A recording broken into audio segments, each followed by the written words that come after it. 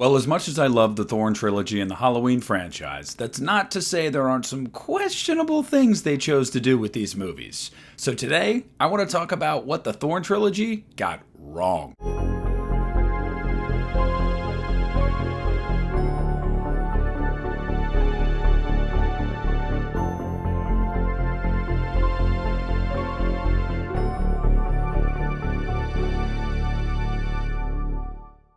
Hey, what's up everybody? Nick here, and today I want to talk to you guys about what the Halloween Thorn Trilogy got wrong. Now, I do want to just say at the top here, I saw a lot of people talking about how Halloween 4 was not part of the Thorn Trilogy. Yes, it is. It does not have Thorn in it, that is correct. However, it is the start of Jaime Lloyd's story, and her story ends in Halloween 6. So although 5 and 6 are really the Thorn movies, Halloween 4 is a part of that trilogy, and the trilogy is dubbed the Thorn Trilogy. So I know it might bother some people, but semantics, it's really not that big of a deal. I also just want to say that if you guys are expecting me to mention like a specific character or a specific scene, that doesn't happen in these videos. If you're familiar with them, you know I don't do that. Also, I like Tina, so you're not going to find me complaining about Tina. So starting this off, the first thing the Thorn Trilogy got wrong is the mask. Let's just be honest about it. Look, I have talked for years and years about how I think Halloween 4's mask is genuinely awful. I hate it. Now, I've gotten used to it as time has gone on, and there's some charm to it, and it's very much a part of that movie where you're like, oh, that's Halloween 4. But, oh my god, it's not a good mask. I've called it forever the finger in the booty mask, and that's what it looks like. Michael looks like he's surprised. It's a bad mask. Then you get to Halloween 5, and look, I like the Nick Cage mask, like don't get me wrong, it looks evil, but what the hell is that thing? And there is no consistency from the mask that was in 4 to the mask that was in 5. Now, I have to give 6 some credit. 6 has a pretty decent mask, but again, it's not at all consistent with the previous 2 movies before it. So at the end of the day, the masks in this trilogy they're not consistent. They all look very different. Halloween 4's problem is that it's way too pale and round and blank aside from surprised looking eyes. Halloween 5's problem, it is way too pronounced. It's way too human to the point where it almost looks like the face of the character. And then Halloween 6, while it's good, again, no consistency there whatsoever. And I am still dumbfounded to this day that it took us until really Rob Zombie's movies to get a mask that looked very similar to the first one. Like, it shouldn't be that hard to make a freaking cheap Halloween mask look like the one from the first movie. The next thing they got wrong here is the Man in Black, and this is multifaceted here. Look, Halloween 5 wanted to add a new idea, a new thread that could get explored in later sequels. Here's the problem with that. They had no idea what it was. Now, as much as I love Halloween 5, and I do, I still don't like the fact that they did that, because you're setting the next movie up for failure. Now, sure, the next movie could have handled it better and given us a, I don't know, more realistic explanation for that character, but still, Halloween 5 is at fault for introducing the idea in the first place with no intention of paying it off because they didn't know what it was. And then furthermore, when you get into Halloween 6, it really is just a not at all satisfying explanation. The fact that this is supposed to be Dr. Wynn from the original Halloween movie, look, that doesn't track. That makes no sense. That is like a jump the shark moment. I don't care what anybody thinks about Halloween 6, and I'm a big fan of it. It still doesn't make any sense whatsoever. And when we find out he's the head of this cult, it's just like, what? Like, what the hell? Didn't he have a Tommy gun at the end of Halloween 5 where he just shot up a police station? And at the end of the day, introducing this character and not having any idea of who they are or what their purpose is, and then explaining it so poorly in the following movie, it was just a bad character and a bad decision all around. Now, I know I said I'm not going to mention a specific character or a moment in a movie, but I'm going to make kind of an exception here, because the next thing they got wrong is the clown cops in Halloween 5. Look, I know for some people they can just excuse them, and even I can to an extent, but it was a really awful decision, and it still makes no sense to this day, and it ages super poorly. Look, I know they were supposed to be the comedic relief. It's literally obvious based off of the music that they choose to play while these characters are on screen. But that is further to my point. Not only is it a problem that these stupid, clearly in over their head cops are a part of this movie in multiple scenes, but to have that stupid circus music when they show up on screen, it is grating. It absolutely takes you out of the movie. Look, I'm a big believer that humor in a horror movie can be a good thing. It can work to a movie's strength to add moments of levity and release from the tension that you're getting most of the movie. Halloween 5's clown cops, they don't do that. If anything, every time they're on screen, you want to gouge your eyes out. They are just really, really bad characters. And furthermore, part of comedic relief is that it has to be funny. And the clown cops are not. The next thing the Thorn Trilogy got wrong is the conclusion to Jaime Lloyd's story. Look, I talked about in the previous video how I love Danielle Harris as Jaime Lloyd, and I even didn't mind J.C. Brandy in the small role she had in Halloween 6. I think it's a really well-written character, a really well-acted character, and I think it is the anchor of most of this trilogy. However, the conclusion to her story, whether it's the producer's cut or the theatrical cut of Halloween: The Curse of Michael Myers, it is just a totally undignified way of taking Jaime Lloyd out. It's just really bad. It's a slap in the face to the character and to the people that like the character. And it is part of the reason, probably the largest reason, why Danielle wasn't a part of the movie, because Miramax saw it as a bit part and they didn't want to pay her as much as she wanted for a bit part. Look, Jaime was the anchor of 4 and 5. We all know that. We grew accustomed to her. We grew to love her. She was what we cared about. We were invested in her. We wanted to see this little girl overcome. And she went through hell in those first 2 movies. To have her taken out in the theatrical cut in the first act of the movie in such an unceremonious way is just criminal.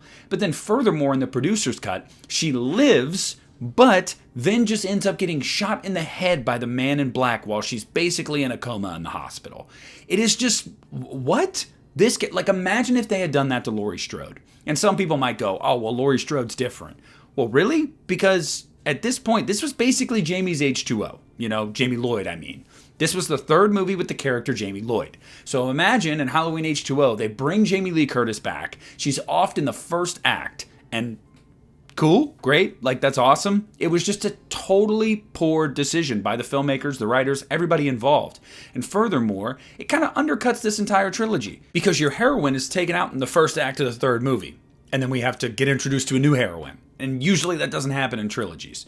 It was just a really poor decision all around. And part of me is happy that Danielle didn't come back because of what they did to the character. The next thing they got wrong with this trilogy, the cult. Look, I'm just going to say it, it's dumb. It is super, super dumb. Now, I get it. I get that some people are like, you know what? I actually liked it. We're 6 movies in. They want to give us something deeper there. They really want to try to explain this in a way that we hadn't seen done before, in this franchise specifically. Yeah, I get that, I guess. But did it really need to be as fantastical as it was? I just think the idea of all of it really cheapens Michael Myers as a character. Not only is this based off of a curse that has been handed down through generations, but this constellation of stars shows up on Halloween randomly, and when it does, Michael has to kill a member of his bloodline. He has to wipe out his entire bloodline until there's nothing left, and then the curse is lifted. What the fuck? And then piggybacking off of that, you get introduced to Mrs. Blankenship, who's a really interesting character until you find out that she apparently claims she babysat Michael Myers that night. No, she didn't. What kind of retcon is this? And she's a member of the cult? I'm supposed to be scared of this woman? What are we talking about here?